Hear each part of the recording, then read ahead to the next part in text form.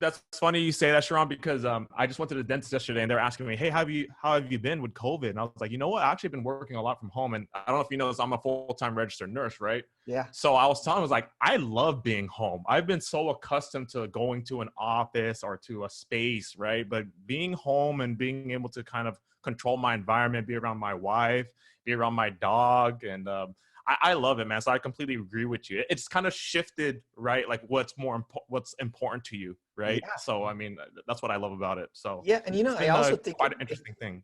dude, I think it forces you to be, it forces you to start to realize the waste that we have in our lives. And I mean that in a very, in a very positive, gentle way, right? Like, so I used to commute a bunch, and like, it's done, it's gone. Like, suddenly you have all this time, and not that it's a good or bad thing. I'm starting to realize that I don't, I didn't enjoy it as much, even though I would force myself to saying, oh, I've got this commute time, so I'll make the best of it. Maybe I'll put on a bunch of podcasts. Maybe I'll do these audiobooks. What I've realized we end up doing is we end up making it like, hey, I have to do this, or the world tells me I have to do this, so I'm going to make the best of it. It was always like the world gives me lemons, so I'm going to make lemonade type thing, right? Well, Mm-hmm. I think of the world a little differently, and this seems kind of snooty, but like, I just don't like lemonade. Like, Yeah. I don't need the lemons. And so now if I have a choice to saying, I don't want any of these lemons, I just want grapefruit, like, let me have the grapefruit. Like, I want a very different life right now. And COVID's made me think about that. Like, we went on a trip, dude. We went on a trip to Australia in like February. It was our Mm-hmm. like long family trip. It was a good, 17, 18 days. I shut it out completely. And my son, who's 8, he hasn't been in school since February. So for Mm-hmm. like 4 months, dude, it's crazy. And so I enjoy being home with him every day. We started this ritual of going on a nightly walk with my 8-year-old son and my 4-year-old daughter. So after That's awesome. dinner, it's just like, now, like, the three of us just go on this, and my wife gets a little peace and quiet at home, which is awesome for her. But we just walk around our neighborhood for maybe 45 minutes, and I get to, no phone. I just get to talk to them like a dad, and we play and we walk. And I would have never found that, EJ. I would have never found that space, that time with my kids without all of this. So I'm super grateful, man. Yeah, it's great. And it's funny because it sounds like you went on a vacation and then COVID happened, and then like you kind of just started that a little bit, right? And now it's just that special moment, that special time with the people you love, Yeah. And I feel like, I've been married for about 3 years, right? And I always tell my wife, like, it's going to be a lifelong learning for me to always continue to grow our relationship.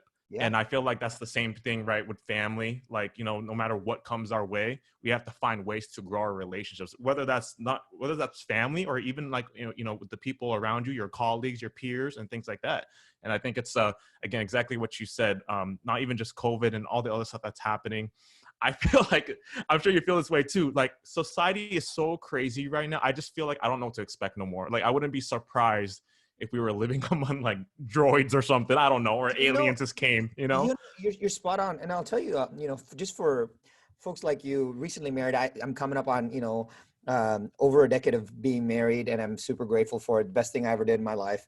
And one thing that we revisited, maybe this will help the listener right now. The one thing that we did recently was we went back to, the love languages, right? And people talk about that a lot. And we went back to the love languages, and literally we were all so quarantined that we're starting to get on each other's nerves. And I think it's really important to figure out what the love languages are, and not from this is perfect and this is a science, but it gives you some world into kind of how the other person thinks and feels. So I'll give you a very simple example. My love languages are physical touch and words of affirmation. So literally, you need to hug me a lot, and you need to tell me that I'm awesome, right? Like, literally, that's what it is. And I feel if I get a lot of hugs and people tell me I'm awesome, like, I am on cloud 9. Like, that's my world.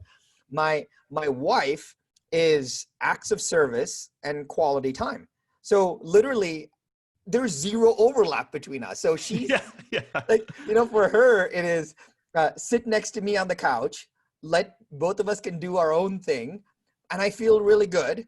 But if you go to the grocery store for me or you take out the trash, I feel really good. So it's so crazy that so now when you don't have anything overlapping from a kind of love language perspective, both parties have to consciously work on delivering for each other, right? So I have to, which is not natural for me. So I am naturally a physical touch, words of affirmation. I'd be like, oh honey, you're amazing, you do such a great job. Or I'll hug her, and she doesn't want either of those things, I right? could so relate, man. I could so Yeah. relate. And the crazy part though is I actually believe you that the whole world works like that. Like we need to Mhm. know that about everybody that is like that in our inner circle. We just kind of, when people say, "Oh, I really vibe with EJ," like it's not, Mhm. you vibe with him for two reasons. One, there's like an energetic connection, like not woo woo, but like you're firing on the same kind of frequency, which is cool. But the second is, I think there is a natural match in the love languages, and so that really helps. So if I'm I'm like, hey, you're doing a great job. I'm a words of affirmation kind of guy because I like it back. But if you're not into that, you and I just don't get along, and that's okay. So Yeah. I've started to put more people in like my inner circle that that I have a little bit of love language overlap with, and my relationships kind of like totally fire well. So something that I've been doing the last 90 days. I'm so glad you brought that up because I used to be in conflict, right? I used to tell myself, man, am I trying to feed my ego when I try to get that love back, or you know what I mean, that validation, knowing that, hey, you vibe with me, hey, we get along, like, dude, we just see eye to eye, like we have the same morals, same values and things like that. Yeah. And I used to think like I would use that to feed my ego, but in reality, it's just part of a human need, right? That it revalidates like what we're doing, it reinforces, it reassures us, right? So I'm so good. And it's funny because with my wife too, I always mess around with her. I joke with her. I'm like, babe, I just need you to do three things and we're gonna be great. One is show me affection. Yeah. Two is feed me. And three, just love me for the rest of your life. And Yeah. I always, that's so funny that you bring that up. I'm the same way. I just need that affection, and that affection, right, could come in so many different forms, Yeah. whether it's physical, whether it's just like, words, Yeah. right? And I know, by the way, Sharran, a big thing that something that you preach that I love so much is actually, and I wanted to say this for later in the conversation, but it fits so perfect right now, is your choice of words. You preach this, and I forgot, I think it was one of your newsletters maybe, Yeah. how important it is to pick your words very, very carefully, because that transitions to your thought process and into Yeah. the mindset. Can you speak on that actually a little bit? Because that's Yeah. one of the things I absolutely love, and I've actually been trying to practice that the past year or so. Yeah, so there's this amazing quote, right? It says, "The limits of your language are the limits of your world." Like, just that Powerful. alone should fire people in a completely different way, because in today's world where we say, oh, just in the world of just quantity of content, just put out as much content as possible and whatever sticks. I think it's really difficult because we don't get a chance to express a very specific word. And for example, I'll tell you this, for example, I learned this how it was. I was not born in the U.S. I was born in India. I'm probably the most patriotic American you will find, because I wanted to. I just love everything that the U.S. as a country stands for. I am like, whenever we sing the Star Spangled Banner, like I will like get goosebumps and have tears in my eyes every single Yeah. time. And the reason I share that is because I speak multiple languages, a couple of Indian languages, and take a very simple example, right? Like if you say, I'm hungry, and but and then you say I'm famished. Well, there's nothing in between as a Mhm. word that explains, like, well, am I hungry? Are you really hungry? Are you starving? Are you famished? Like, where are you? But in like in Hindi, which is like, there's like 7 words for all the different stages in between, right? So Yeah. I'm thinking, how amazing is that? Because now if I tell my mom I'm famished, she reacts differently. Where I tell her I'm hungry, she reacts completely differently. And that there's degrees of words like that. Hey, which is, I like that, I love that, I adore that. And now you're like, well, he adores that. Like, that's, is it he likes it, or is it just delightful? And I think that's super important, because we all have a very we're charged with certain words that Yeah. is based on the backgrounds that we have. So there's some, like, I have a past business partner, for example. He used to always say, I don't care. I don't care. I don't care. I don't care. Right? Like he constantly will say, I don't care. And it's to the point where, like, now when someone in my organization tells me I don't care, I go like into this really bad negative space. And we also have to realize that for some people, words are charged based on their emotions and based on their past. It's like trigger words, right? Trigger words, Totally. basically. Right. Yeah.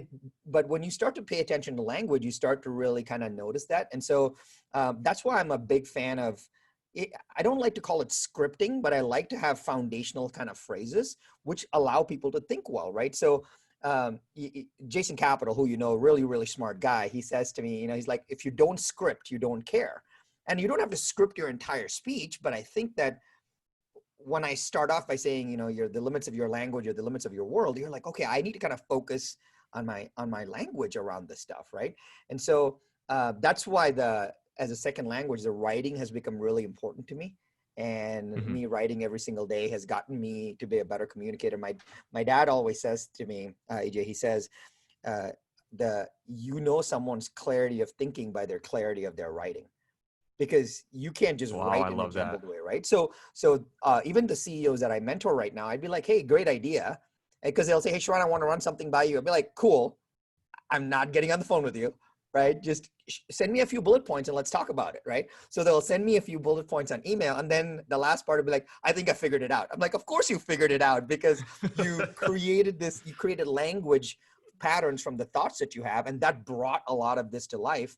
And so for anybody that's listening, we got to find a way to take these ideas, these fears, these imaginations that we have, and get them out in the form of words. And EJ, my favorite saying of all is this: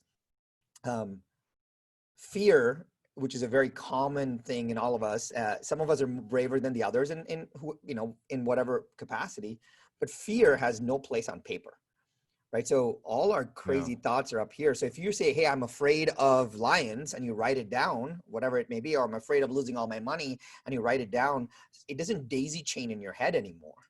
And so now that it's on paper, you're like, okay, I'm afraid of losing all my money. Now, what can I do about it? Now it just becomes, you've released that to the universe. And I don't mean that in a woo-woo kind of way. There's a separation between what it is in your head and how it's impacting your life, and just the words themselves. And so I draft and redraft my writing a lot, and that gives me a lot of clarity. Yeah, that's man. Sometimes I wonder, like, man, how does he know how to write so much stuff? Because you basically write almost daily, right? Every day, yeah. Yeah, that's amazing. So, Sharran, I know we kind of jumped forward, but I'm in love with your story. I know you touched a little bit on it. You came from India, but you have actually a pretty fascinating story, and it wasn't, again, for everyone out there that's listening, Sharran Srivatsaa, CEO of Kingston Lane, venture capitalist, loving, as you guys heard, loving family man, keynote speaker. You came from humble beginnings. Can you touch on that just real quick, and kind of what got you from your banking job into real estate? Yeah, totally, man. First of all, I'm a living example of someone that has not a lot of raw material, not a lot of skills. It's a living example of somebody that literally other people helped succeed. Like people will never, like, I am a living example of how the rest of the world helped someone like me succeed. Yeah, I did the work, I did some work, but if you took away all the support system that I had, I'd be nowhere today. And when people say, what, if I can do it, you can do it too, I actually don't think that's true. I actually don't think that just because Sharran can do it, or just because EJ can do it, you can do it too. That's not the way to think about it. I would think about it just a little differently. I would say, just because if Sharran was able to do it, if EJ was able to do it, if Bedros was able to do it, then I can find the similar support system that would help me to do it. That's the key I want people to think about, because it's super hard for you and I didn't get here by ourselves. Like that would be, Absolutely. Like, just be unfair to say. So I remember this because when I was growing up in India in grade school, I literally was, I still am. I have ADD, symptoms of ADD, ADHD, dyslexia. I'm colorblind, meaning I can't even tell colors apart. I'm tone deaf, so I can't sing. I was the smallest kid in my class, so I was last to get picked on any sports team. And I, EJ, I really like, I got bullied. And Hmm. it's not a very common thing in India, but when you have like a lot of things not going for you, you're like easy to pick on. And Yeah. I didn't have the courage to tell my parents that. I didn't even know what that was. I just thought that, hey, that's what people do to other kids. And I remember this, I always, I had more courage telling the story now, where walking from one classroom to another classroom, even like 15, 20 feet apart, I would run around the entire school so that I wouldn't get caught in like the lockers and get beaten and bullied. And I think my dad and mom, I was the only child. I think my dad and mom kind of knew something was wrong, but we didn't have enough of a relationship where they wouldn't ask me. They'd be like, "Hey, Sharran, what's up?" Right? Like I didn't know Yeah. what to say, and me telling them that I got beaten at school, like that would be weird. I didn't. I was embarrassed to tell them that. It almost felt like I shouldn't be. And so my dad, one day we were sitting, it was like my 11th birthday, I think. We're sitting on a park bench and my dad looked at me and never been outside the country, really, really smart guy. And he says, "Hey, I think that I'd love to, find a way to give you a better life where you can go and create some cool stuff and you can spread your wings." And I'm like, I'm 11. I think you're kicking me out of the house. Like, I have no idea what you're saying, right? It's like, what do you really mean, Dad? I have no idea. And I think my dad figured it out. And it spoke a lot to me because I knew that he was giving me, he wanted to say he knew something was wrong, but he didn't know what it Mhm. was. So he was saying, "Hey, I'm here for you." And EJ, we were sitting in front of two tennis courts, and he said, "I think we need to give you a skill, to give you something that you're confident at, that you can use as leverage, as a passport, if you will, to get out of, either in India or somewhere else." And he asked me, he's like, "Do you think you can play tennis?" I said, "Well, what do you mean? I've never held a tennis racket in my life." And he Mhm. says, "Well, we'll get you lessons, and this could an individual sport, so you can shine on your own, and let's check it out." And literally, when I was 10, 11 years old, I started to like take regular lessons. He told me that, "Hey, you can put academics as the back burner, as secondary, and we're gonna build the skill." And literally, tennis for the next 4 or 5 years, I used tennis as just the way for me to have this platform to get out of the country. And I played on the pro tennis tour for a little bit. I didn't do very well, but it got me out of India. It Mhm. got me to the U.S. to play tennis in the U.S. And for that, my dad had this idea, and he let me, he says, I'm going to give my son a focus. I'm going to give my son a path. And I don't know if I have the courage to do that for my child right now. Like that takes a lot of courage and bravery. So Mhm. that's when it all started.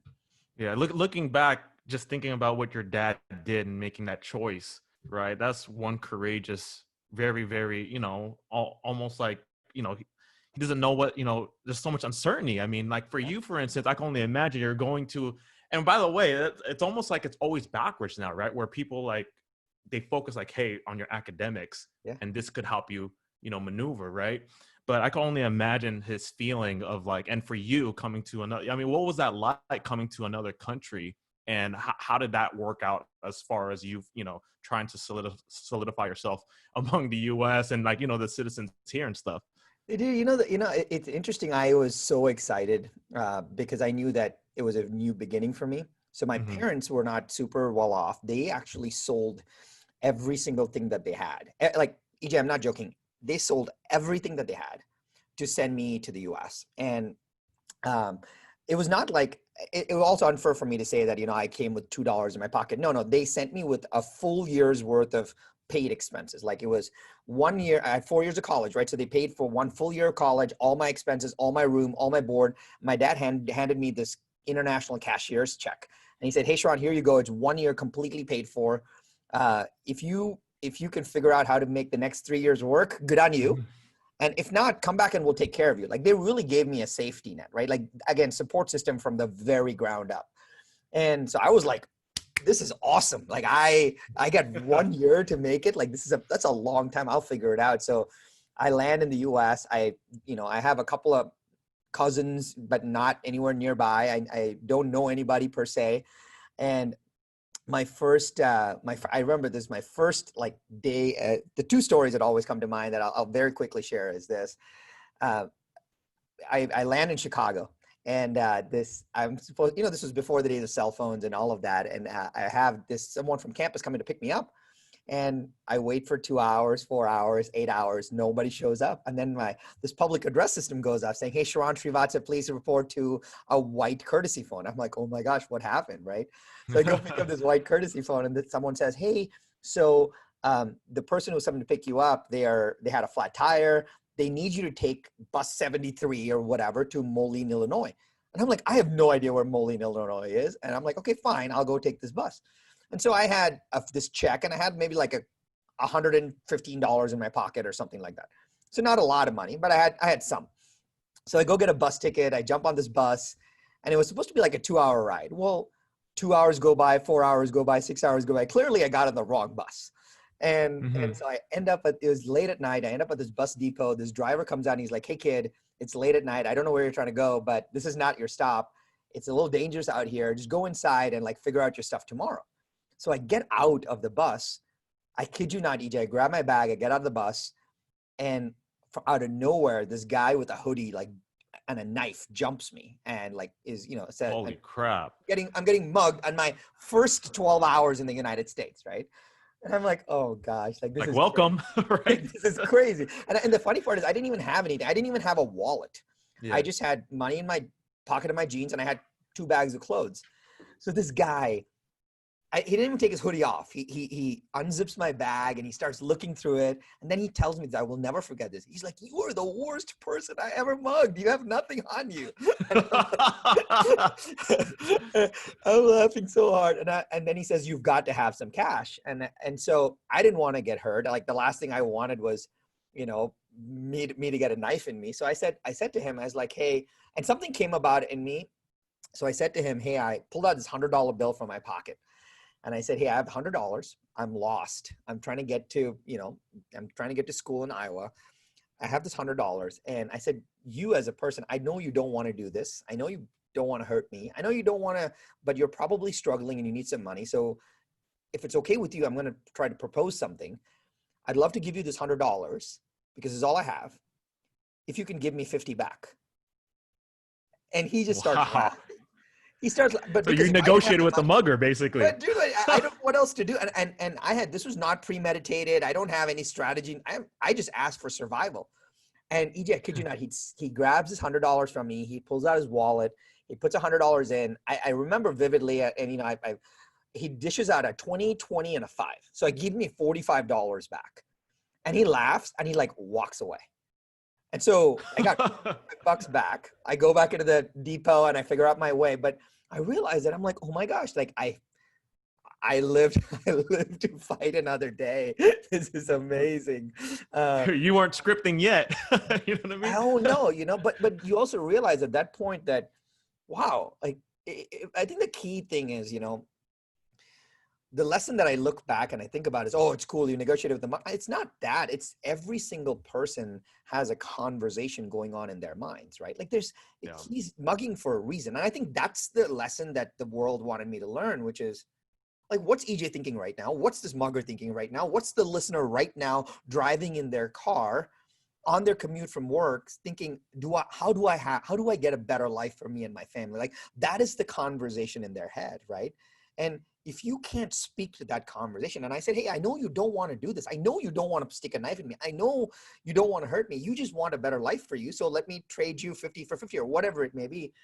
And that was a weird lesson to learn that way. And so now I always tell my team, it's not about the marketing copy. It's not about the ad. It's about what's in their minds. Like, let's talk to enter the conversation in their minds. Mm-hmm. And that way, like, that was a big, big lesson for me to learn that day. And I made it to school after that, but I didn't have the courage to tell my parents that for over 20 years. Oh man. Well, it's crazy how first 12 hours, right? And that was obviously an eye opener for you, but then it kind of, I don't know. It seemed like that was a pivotal moment where it kind of just set your mind frame again. And then you went to college and you started school. You went to college for what again before? You got your MBA, right? Yeah, so first went to college. I was a computer science and math major. Okay. And then I worked for a few years and I built a software company. And then I went and got my MBA after that. Okay. Got it. And what was where did it, like happened for you when you decided to get into real estate, right? Because that's where you made your big splash. Yeah. So my i- after my so it actually goes back to for our first company when we built our first company during the boom in the Silicon Valley, during the dot-com boom, early, like in the 2000s. And uh we had four partners. We all did pretty well for being 20-year-olds. And but because of how the contracts were written, like we lost a lot of money based on the deal, but we still did fine. Mhm. And one of my investors at that time said to me, "Hey, I see," he called me kid. He's like, "Hey kid, I see a lot of potential in you. You literally didn't even read the contract that you signed, or you didn't know what this was. Like, let me help you with this. You made some money in this deal. Let me show you how to like invest it. Let me show you how to manage it so that you don't have to get rich twice. Like, Yeah. getting this once is good." So he helped me. So he and I started this kind of, he was my mentor. He actually became 50-50 partners with me. And we started investing in like real estate and other companies. And it turned out pretty good. So for a few years I did that. And then he told me, he's like, "Hey, if you really want to um, understand how big deals are done, how things work, how the economy works, you should go work on Wall Street." And he goes, "At least for a few years, it'll be a really good training ground for someone like you who has zero business background." And I said, "Well, how do I get to Wall Street?" And he goes, "Well, the only way to get to Wall Street is to get your MBA." I go, "Okay, well, great." And so I looked at a lot of different business schools, and I really fell in love with Vanderbilt down in the South. So I went to Vanderbilt for business school. And then I got an investment banking job at Goldman Sachs on Wall Street. So exactly what I wanted. The crazy part there is people think it's like easy to get an investment banking job. I had 39 individual one-on-one interviews to get the job. It was 39 interviews. Wow. And Wow. people get like, "Oh, I got 2 interviews. This process is so hard." I'm like, I had 39 interviews in 3 cities. Like, this stuff is crazy, right? Yeah. Uh, and so during the time while I was there, my my original investor, who became my partner for a few years, he had invested in this real estate company in Beverly Hills that it was just starting up. And Mhm. there were kind of, after the first year, they were going in the wrong direction because their original partners were not getting along. And it was also around the 2008 crisis. So it's 2008, 2009. Real estate was taking a big hit. We had invested in this small real estate company, and there had like 20 agents in one office. It was not large. And so my partner told me, he's like, "Hey, next time you're out in California, let's spend some time with these guys. Maybe we can give them some business advice and help them turn their startup around, because we're passive investors in this company." Mhm. So I came out to California. I kind of helped them out a little bit. I just gave them some simple consulting advice for free, totally, because we were investors. And then I started to realize that these partners were like just not getting along because they were, trying to do three different things. So three partners. And also realized that because of that, there was some, stuff going on in the accounting of the company that was not really, kosher. So Mhm. me and my partner at that time realized that we probably had to clean up and buy everybody out. So Wow. I mean, I reverse mortgaged my house to buy people out. I didn't have that much money. So I reverse mortgaged my house, and Mhm. we bought a majority stake in the business so we can, at least to get it to the point where we can find a CEO to grow it. And Yeah. we couldn't find a CEO to grow the business. So I left my job on Wall Street to come out to California to grow this business. So we had 35 agents in one office in Beverly Hills. And I thought we could build this business. And so I put a plan together to grow it 10x in 5 years. And people will always say like, "Hey, what is this 10x in 5 years plan?" Like, literally, EJ, I got walking through the math. It was not like scientific or anything. It was like, "Hey, it takes generally 7 years for a cycle in the markets." And so it was 2008, 2009. We're roughly, just coming out of this. Mhm. So if you take 7 years, probably need 1 to 2 years just to either grow, sell, exit the business, whatever. So you take 2 years off. So you have 5 years. Okay, 5 years. And I need this number to be really big. So if we can get to like a $3 billion number in gross sales, then it's going to be really good. Well, literally that became, how do we get to 3 billion in 5 years? Like that, that's exactly how it happened. And uh, Yeah. in retrospect, when you look back, it sounds really sexy, but like that was not intended to be that way. It was something to give us focus. So we were able to take the business with one office, 35 agents, to 22 offices and 650 agents in 5 years. So we grew 10x in 5 years to close to $3.4 billion in top line sales. And we were acquired by a national company called Douglas Elliman, which was in one of the largest transactions in North American real estate history. So it was a good win for everybody involved. And, and it didn't think that would ever happen, but it was a kind of total gift for all of us. Amazing. So this was Teles Properties, right? Yep. 300 million annually before, and you were able to go 10 times in 5 years to what, 3.4 billion, you said? Yep. That is amazing. One of the things I love that I read was you instilled, I don't know if it was a process or a concept, and it was called the promise. And I absolutely love that because I am a huge believer in keeping the promises to yourself. And it seems like you kind of tied that with this, this real estate business, and you were able to hit, your numbers. What exactly is that process, and how important is it to one's success or to one's business? Yeah. So, everyone, if you take like the top 10 business books, right, and you make them all, you take away like their covers and their names, generally speaking, the principles are fairly similar, with good stories, like telling you how one person did it versus another person did it. I call it the college brochure thing, right? Like if you take 10 beautiful college brochures, you just take off their names, they all look very similar after a point. And so I was thinking like, okay, how do I do this? And how does somebody scale a business? And I just thought to myself, well, the more complex it is, the harder it is going to be to scale. So I always want to say, well, how simple can I make it that everybody is kind of dialed into it? That how simple is the scale? So the promise was this, and the promise was generally, I'll give you an internal promise that we had. The internal promise was to our salespeople. We said to our salespeople, if you gave, as an internal salesperson, if you take 6 or more listings a year, like in the real estate business, taking listings, our platform can save you 1 day a week. What would you do with another 52 days a year? So literally, as a salesperson, you're coming and you're like, I work my face off. What do I do? And we had a different customer facing promise, client facing, but internally I wanted to kind of grow the team. And so we would always tell them, okay, so this person, I want to give them operational scale in their business. If they are so if you think about it, hey, if you EJ take 6 or more listings a year, our platform can save you 1 day a week. Now, I'm doing 2 things there, right? Number one, I'm saying, hey, this is not for everybody. You've got to, I'm self-selecting you as, do you at least do this? Because if you do this, you'll appreciate this, right? So it's not like, hey, this works for anybody. No, it doesn't work for anybody. If you take 6 or more listings a year, so this is a very specific person. And I think that's the first part of the promise, is to say, well, who is this for?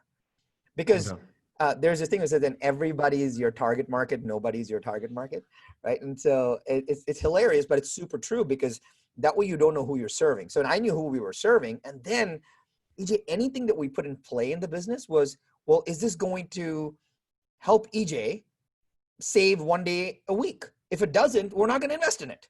And so that became kind of the promise that we offered. And it was very easy to scale that promise. So someone will say, oh, I have this idea and we should do Pinterest. And I'm like, great. Is it going to help you, save you 1 day a week? No, we're not going to do it.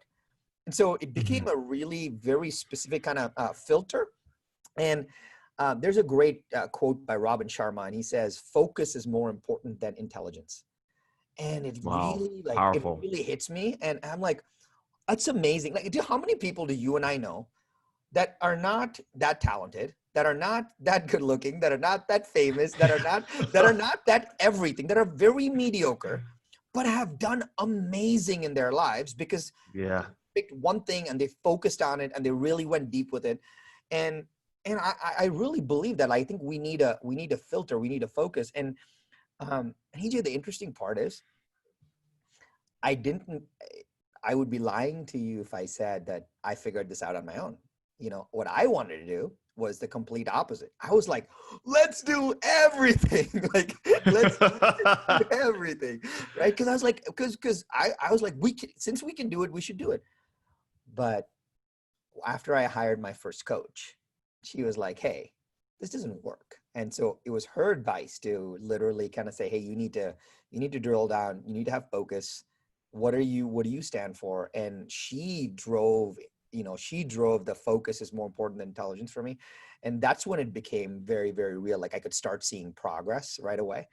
And man, if I had just hired her like maybe 3 years before that point, Yeah. our trajectory would have been completely different. Mm-hmm.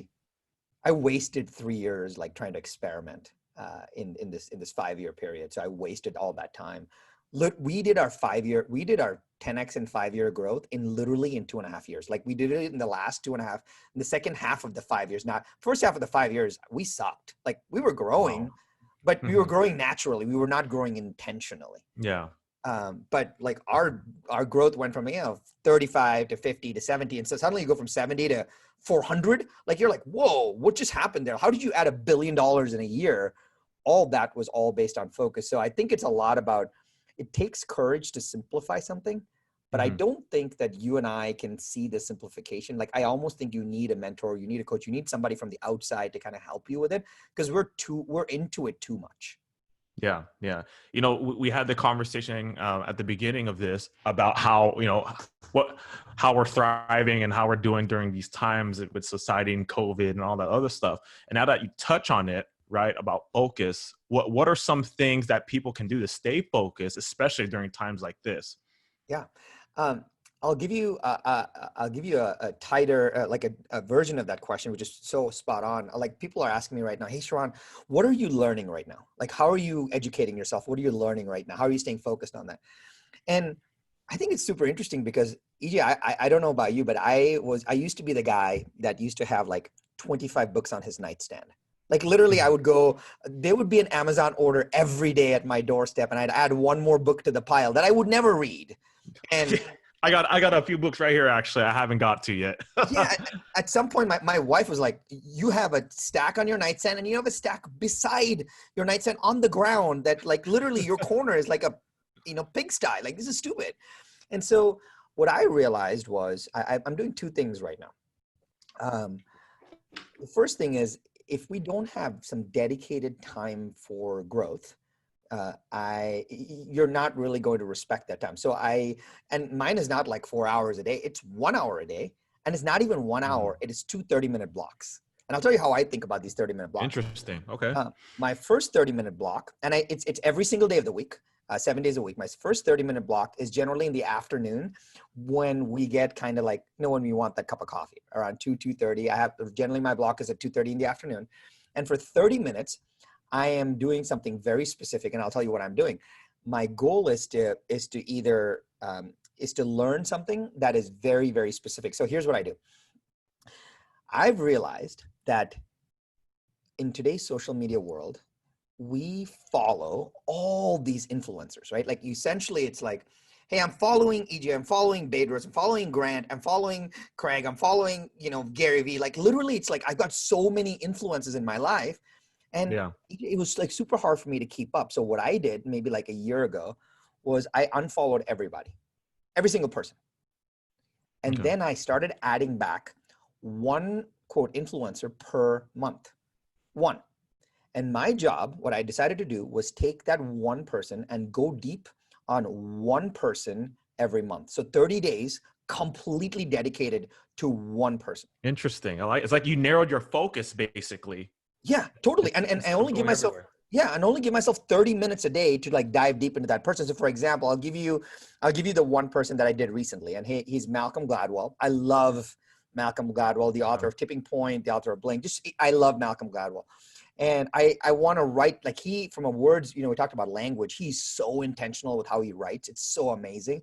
And what I've been doing is like, I've just poured myself into Malcolm Gladwell's work. So I listened to all his, I saw his TED Talk, I listened to his YouTube videos.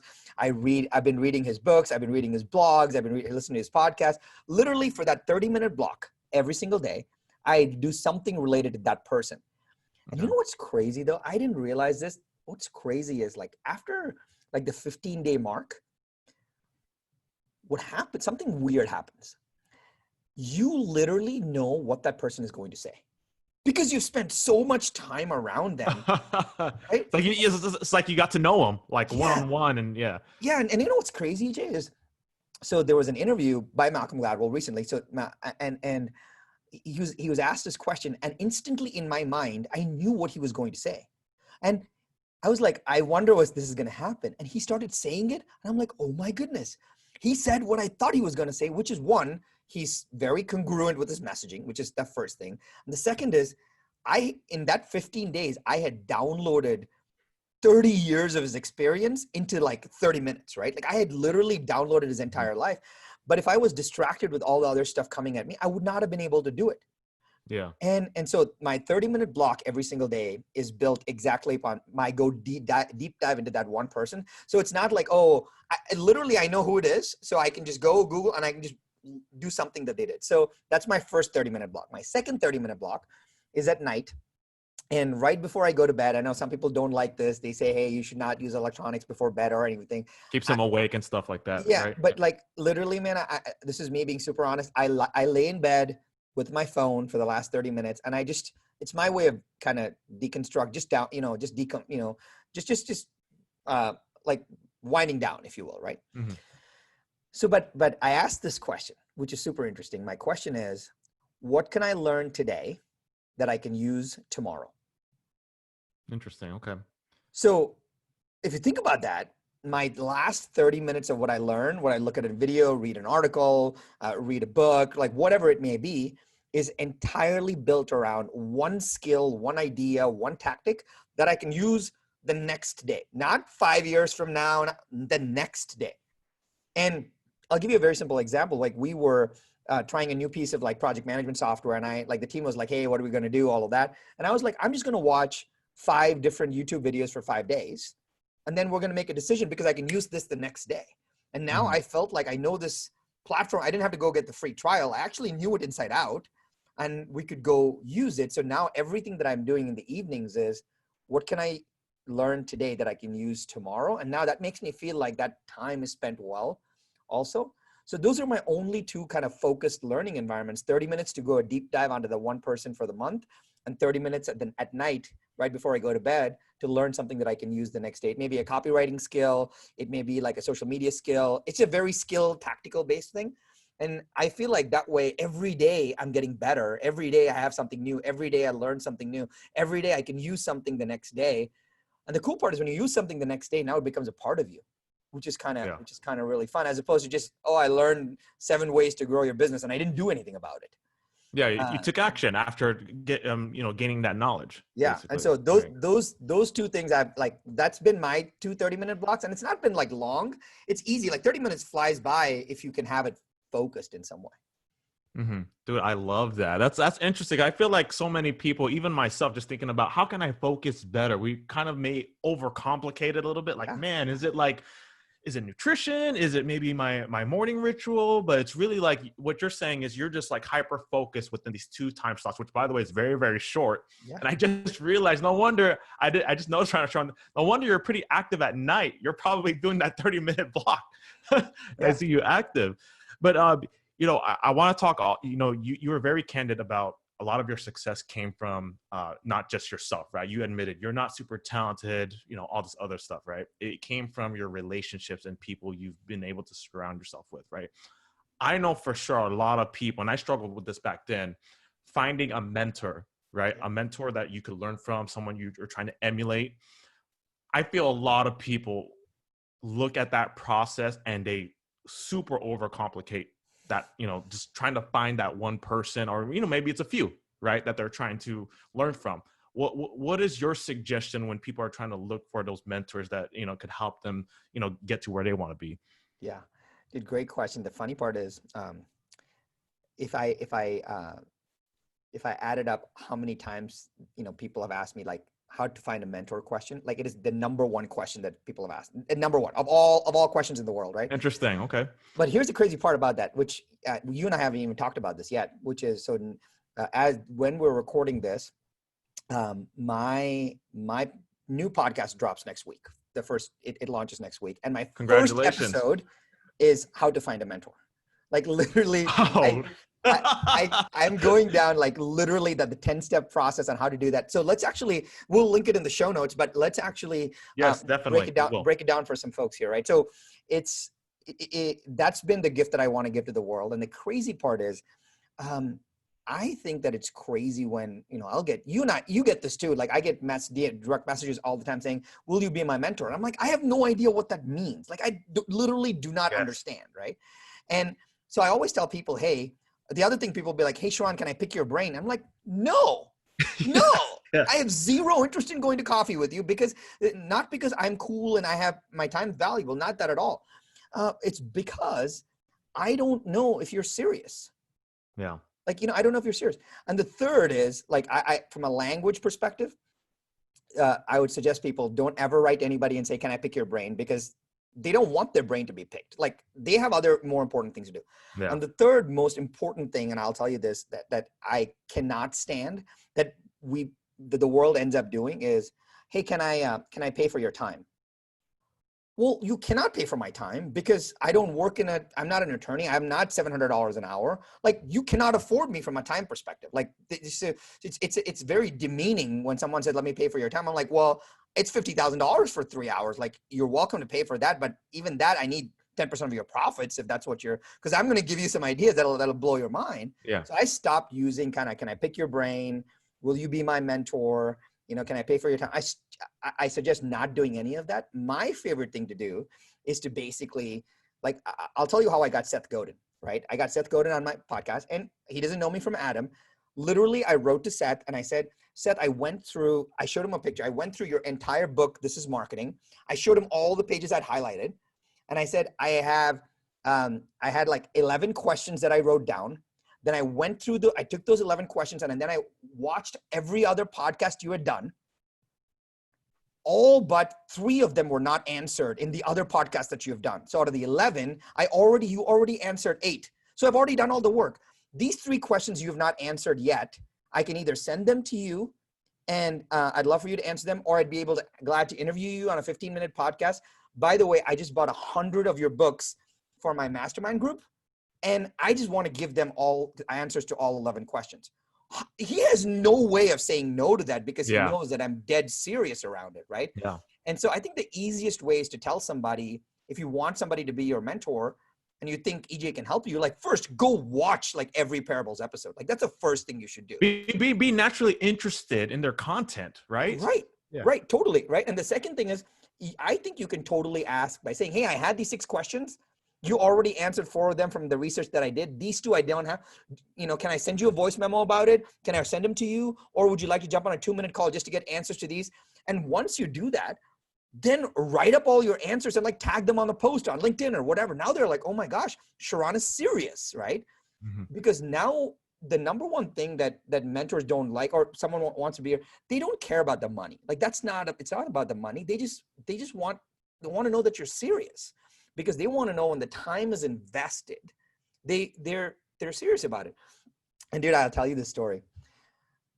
My first coach, right? Literally I had no experience with coaching or anything like that. I went to this seminar. It was like 30 people in San Francisco, 30 business owners. And EJ, my business was not doing that well at that time. So I was kind of like, it was my day. I took the day off just to like go and be at this event. And my dad told me, hey, just go give yourself some space. I sat in the back of the room, put my hoodie on and just like taking notes, just because I was there for the day. And this lady came up to speak and she said, so she starts talking and I was like, oh, it's pretty interesting. And I wanted to be engaged because I'd paid to be there. And she started, while she was talking, I had a question and I almost was about to like raise my hand to ask a question.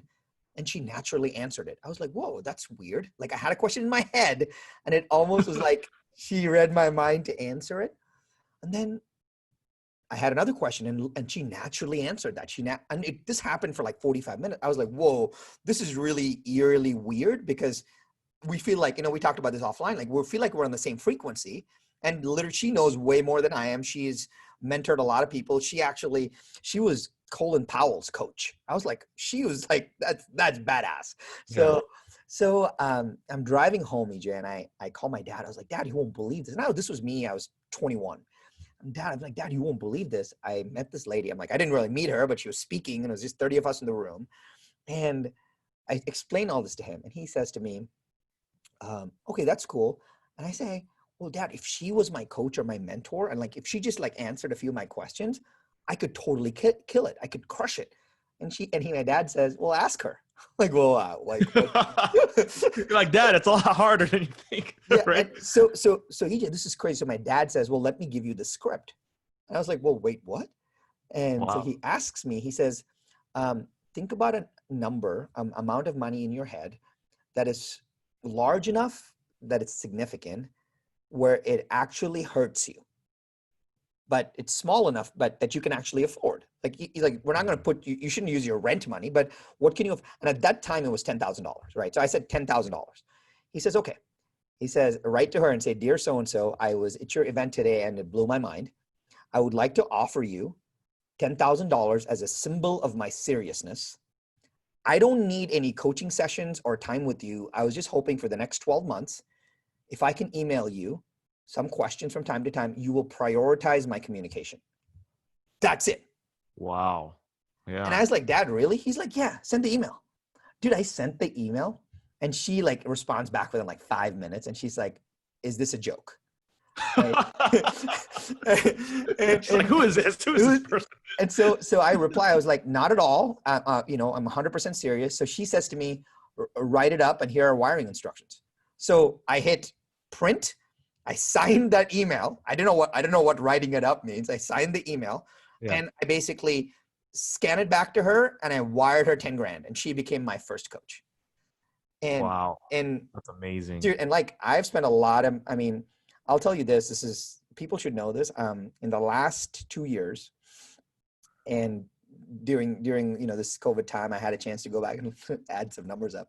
In the last 2 years, I've spent more money, invested more money on coaches, mentors, mastermind groups than I made. Wow. So you invested more than what you've made in income. Yeah. In the last 2 years. And I promise you, man, I'm not super money motivated, but like I would love to make a ton of money where I can say, oh, I have $1 million. Tony Robbins is $1 million. Done.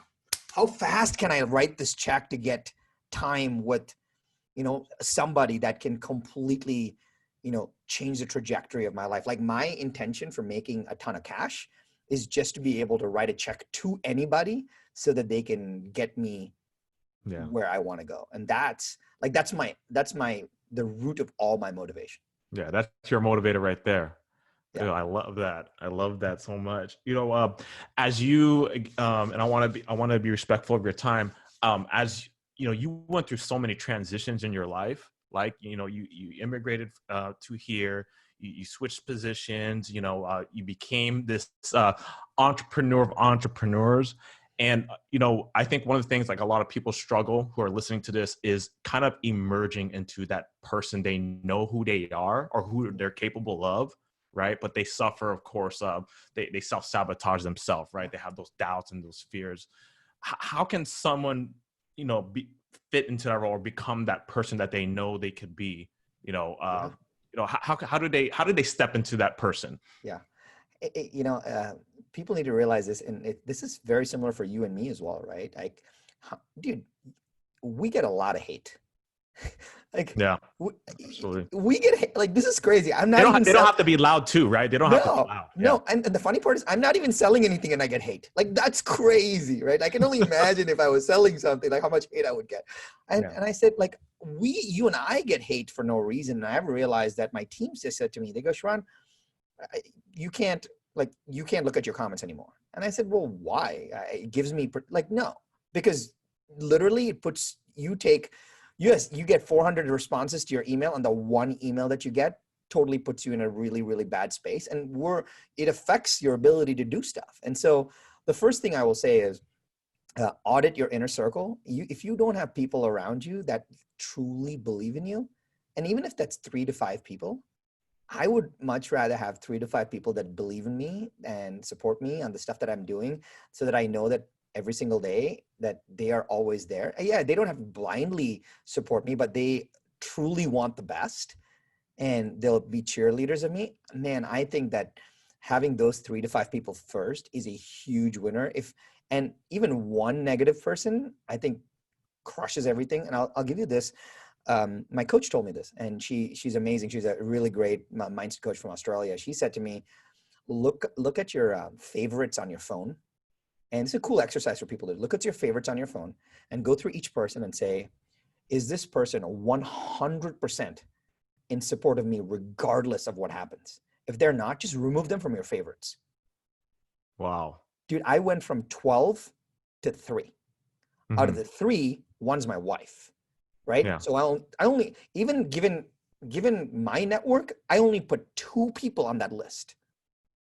Mm-hmm. So I only have 3 people in my favorites right now. 3 going from, that's crazy, right? Like we just put, so, and the reason is that you're self-selecting your inner circle. The favorites list is what you look at every single day. You want that. So the first thing I would say is get really tight about our inner circles. You got to have 3 to 5 people that unconditionally support you. And if there's one person, even one person that is even semi-negative, just it's time to start walking away. It's time to start just limiting. And if they're family, I get it. Just limit contact. Be extra nice. Don't bring up anything that is controversial. Just be family. Just cut out everything else, because that's the first thing. The second thing is people always say, well, you shouldn't worry about what other people think. Well, come on. Like that, I don't know how to do that. Yeah. How do you not care about how other people think? Like that's super hard to do. Right. And so my suggestion there is, you know, the more fans you get, even if one person says, hey, EJ, this is great work, stay very close to your fans. Anytime someone is in praise of you, pull them into your inner circle, stay close to your fans, because you early on, we need the inspiration from people that believe in us early on until the tide turns. Just until that tide. Dude, I remember like I've listened to your early episodes, and you know that, you probably had, when you started, you probably had 50 listeners. Like that's all you probably had. I'm embarrassed you did listen to my first couple episodes. But you get more natural. You have a commitment to this. You get, and even you and I, like we've been trying to get this set up for how long, right?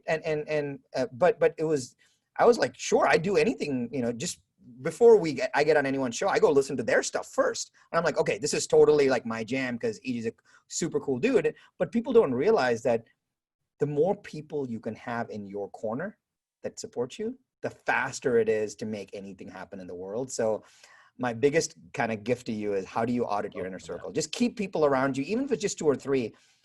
It's okay to hang out with 2 or 3 people that love you, adore you, will do anything for you, than having 70, 80, 100 people show up to a party of which half of them don't really enjoy you. So keep your inner circle really tight. Dude, I appreciate it, Sharran. I appreciate you coming on the Parables, guys. I don't know if you guys are watching this and also listening. I always do my podcast in person, but me and Sharran, given everything that's been happening, this is a milestone by the way. This is my first Zoom podcast episode, so it looks like everything's dialed in. So thank God. But anyway, I appreciate you coming on the Parables. I know you said you're going to be dropping your podcast soon. I promise to put that in the show notes. Guys, if you guys found value out of this episode, please do me a favor. Share it with someone that you think it would bring value to them. Also, if you could help with reviews on Apple Podcasts, it helps with visibility. Please give my man Sharran a follow. This guy he's amazing. And I'm so happy we got this done, Sharran. I really am. And I appreciate you. Thank you for your time. Hey, man, likewise. Thank you. All right, guys. Parables Podcast. We are out of here.